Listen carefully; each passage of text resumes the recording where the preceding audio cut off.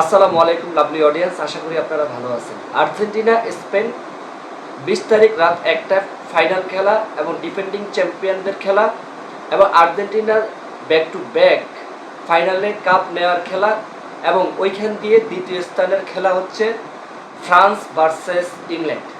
তো যারা এত বোতলবন্দি করে রাখবে, যারা এত দূরান্ত কথা বলেছে, যাদের সকলেই মেসি এবং যাদের স্ট্র্যাটেজি, যাদের খেলা ধরন অন্যরকম অ্যাপ্রোচ, তারা যারা নাকি অহংকার করেছে, তাদের খেলা পড়ছে ফ্রান্স দেন ইংল্যান্ড দ্বিতীয় স্থানের খেলা।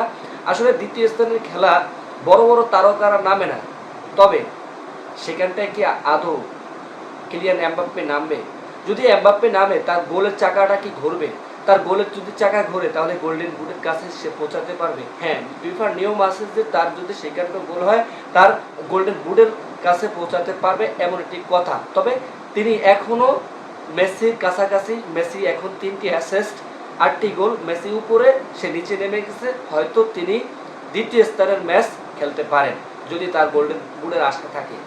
তো ভাই, অহংকারের পতনের মূল সেইখানটায় আবার প্রমাণিত হলো, এবং অহংকার করাটা ভালো না।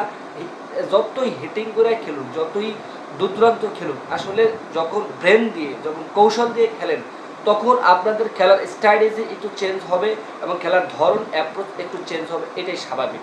তো তাদের খেলাই ছিল গতি খেলা, এবং তাদের কোনো রকম মানে ইকেরা খেলতে পারেনি, বুদ্ধিমত্তা দিয়ে খেলতে পারেনি। সেটা আমরা ফ্রান্স স্পেনের অ্যাগেনস্টে দেখছি, স্পেনের পাত্তাই দেয়নি ফ্রান্সকে। সেই ফ্রান্স বাদ হয়ে গেছেন সেমিফাইনাল থেকে, এবং স্পেন চলে গেছেন 2026-এর ফাইনাল। 2010 যেমনিভাবে তারা ফাইনাল খেলেছে, ঠিক তেমনিভাবে তারা দীর্ঘ 16 বছর পরে ফাইনালে চলে গেছেন। দেন আর্জেন্টিনা ব্যাক টু ব্যাক চলে গেছেন ফাইনালে, এবং ব্যাক টু ব্যাক চ্যাম্পিয়ন্সের লক্ষ্যে আর্জেন্টিনা।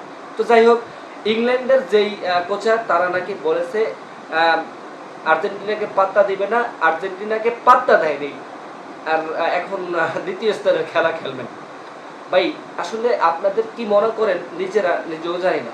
তো এগুলো হলো যে মেন্টাল গেম, এগুলো হলো যে আপনার বুদ্ধিমত্তা এবং শক্তিশালী একটা গেম।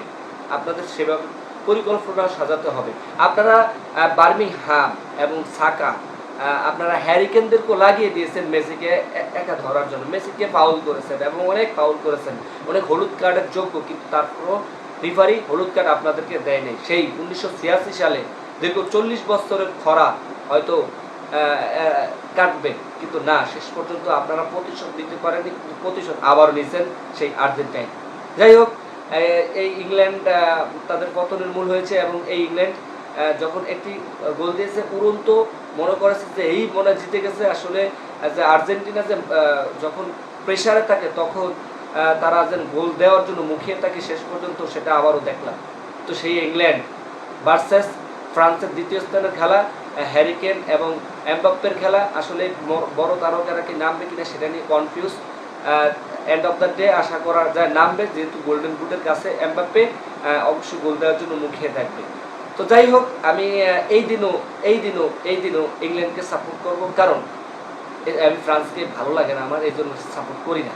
তো শুভকামনা থাকবে হ্যারিকেনদের জন্য। আসলে হ্যারিকেনদের জন্য একটু খারাপ লাগে, গতকালকে তারা অনেক চেষ্টা করেছে, কিন্তু শেষ পর্যন্ত তারা আউট অফ সেমিফাইনাল।